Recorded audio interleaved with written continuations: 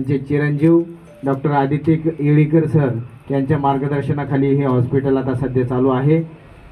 यासाठी doctor Kanha Yelikar madam हे सुद्धा मार्गदर्शन करीत असतात। आणि आपल्या शहरामध्ये जर्मन कंपनीची अद्ययावत ही मशीन या ठिकाणी आणलेली आहे आणि या मशीनचं वैशिष्ट्य काय आहे ते आता सर स्वतः या क्षेत्रातले तज्ज्ञ असल्यामुळे ते आपल्याला मार्गदर्शन करणार आहे। या ठिकाणी माननीय पोलीस उपायुक्त स्वामी सरांचं आगमन झालेलं आहे। रुग्णांना डायलिसिससाठी फार वेळ खर्च करावा लागतो। घाटी हॉस्पिटल असेल, प्रायव्हेट हॉस्पिटल असेल, या ठिकाणी वेळेवर नंबर लागत नाही।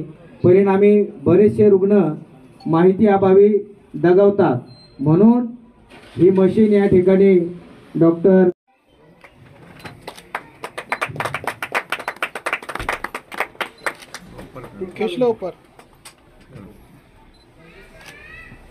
धन्यवाद।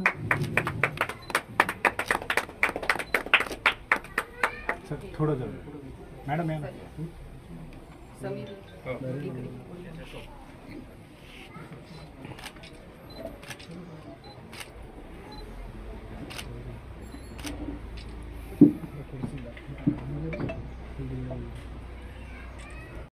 आपल्या शहरातले पोलीस उपायुक्त आणि लातूरचे पुत्र श्री प्रशांत स्वामी, कारण आम्ही पण लातूर जिल्ह्यातले आहोत म्हणून आमचं विशेष प्रेम आहे त्यांच्यावर, तर ते इथे आलेले आहेत। त्यांचं मी मनापासून खूप खूप स्वागत करते।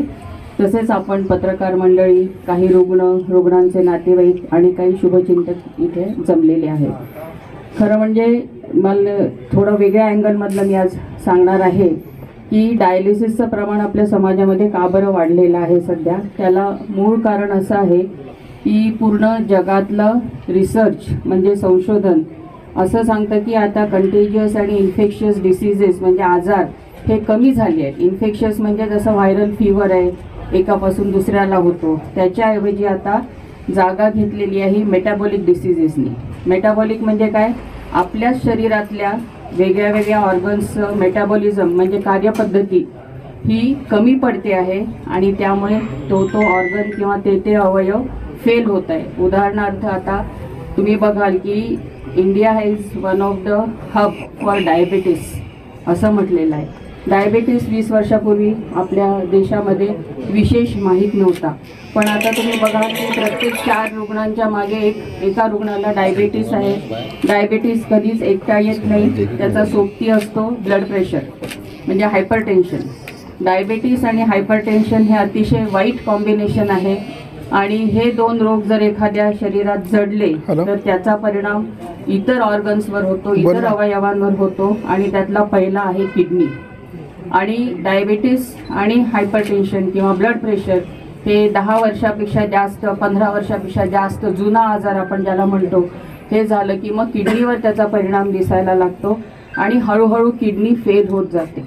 आता किडनी फेल होते हे आपण कसं ओळखतो की त्यांचं काही प्रमाण दिलेलं आहे। ब्लड इन्व्हेस्टिगेशन्स, रक्तामधले समजा सिरम क्रिएटिनिन असेल, ब्लड युरिया असेल, हे जर वाढले तर आपण समजतो की किडनी फेल झाली आणि हळूहळू लघवीचं प्रमाण, युरिन आउटपुट हा सुद्धा कमी व्हायला लागतो आणि मग रुग्णाच्या अंगात शक्ती राहत नाही, तो दैनंदिन त्याचं काम करू शकत नाही आणि अल्टिमेटली शेवटचा हे असतं याचं डायबिटीस आणि बीपीचं हार्टवर आणि शेवटचा हे म्हणजे आजार म्हणजे हार्ट अटॅक। आता मधल्या काळामध्ये जेव्हा ही किडनी खराब असते तेव्हा आपण बघतो की ह्या रुग्णाला एका चांगल्या डॉक्टरची, नेफ्रॉलॉजिस्ट याची गरज असते की जो ते किडनीचं पूर्ण तपासणी करून सांगू शकतो की ह्या रुग्णाला डायलिसिसची गरज आहे की ट्रान्सप्लांटची गरज आहे का नुसतं औषध गोळ्यांनी हा आजार नीट होणार आहे।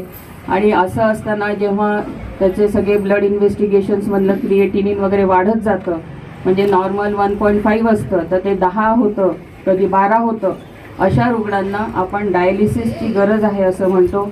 आणि डायलिसिस असं आहे की ते आठवड्यातनं 2दा कमीत कमी करावं लागतं आणि डॉक्टरांनी सांगितलं तसं एका डायलिसिसला 4 तासाचा अवधी लागतो। त्यामुळे एका मशीनवर साधारण दिवसभरात 3 ते 4 डायलिसिस मॅक्झिमम होऊ शकतात।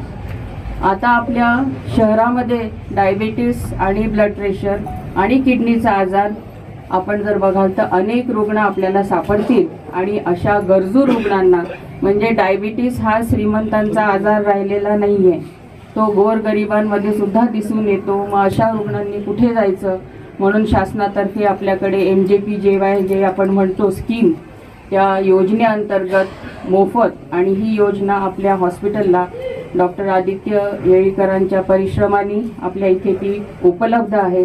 त्यामुळे ज्या ज्या गरीब रुग्णांना डायलिसिसला वेटिंग आहे, म्हणजे इकडे मरण जवळ येत आहे आणि तुम्ही म्हणता की थांबा तुम्हाला 3 दिवसांनी डायलिसिस करू, अतिशय वाईट परिस्थिती निर्माण होते. तर अशी होऊ नये म्हणून आपल्या शहरामध्ये जास्तीत जास्त डायलिसिस मशीन्सची उपलब्धता करून देणार आहे. आणि त्यातलाच एक आपली पहिली पायरी म्हणजे 3 मशीन्स आपण घेतलेले आहेत तिथे, जेणेकरून रुग्णांना वेटिंग राहावं लागणार नाही. आता संधी मिळाली त्याबद्दल मी त्यांचा आभार व्यक्त करतो. आपल्या शहरामध्ये खरोखरच याची आवश्यकता होती, कारण मेडिकल विजिटवरती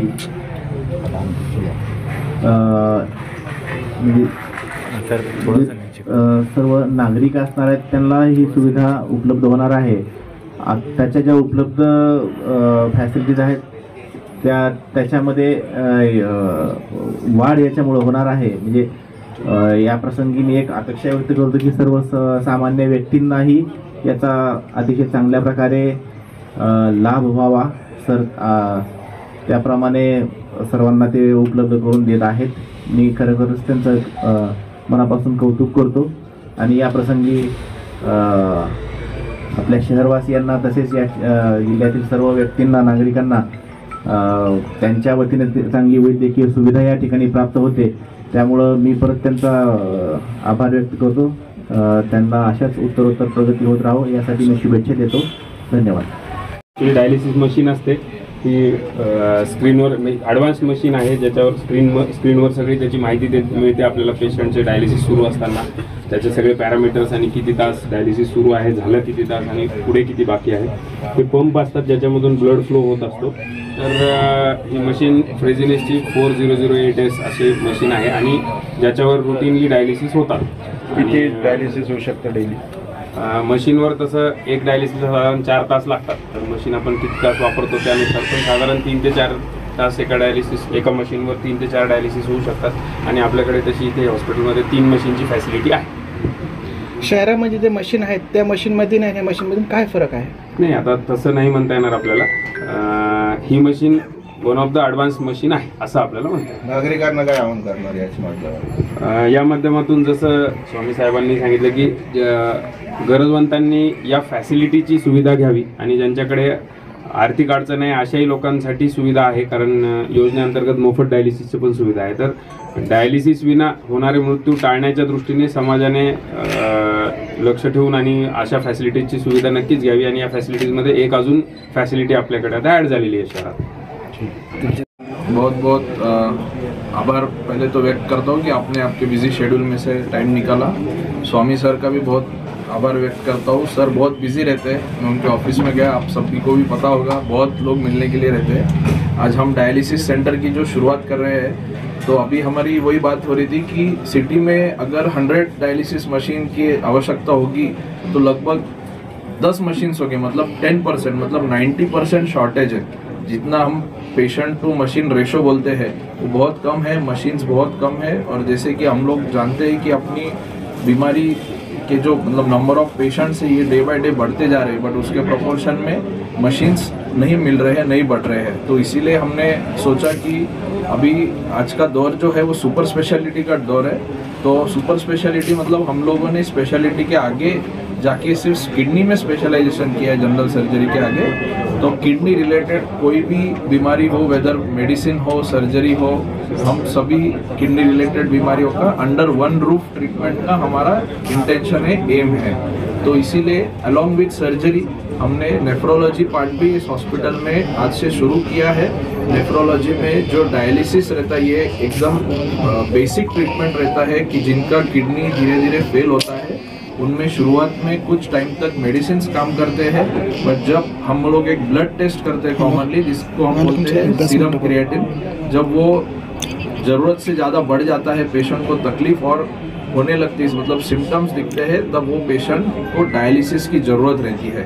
और जिस तरह से हमारा उद्देश्य है, मतलब मैं काफ़ी फ़ख्र महसूस करता हूँ कि हमारे हॉस्पिटल को आज 35 साल हो चुके हैं। आप कोई भी गांव में, मराठवाड़े में घूम के कोई आपको एक पेशेंट ऐसा नहीं मिलेगा जो हमारे दरवाजे से पैसे अभावी वापस गया हो।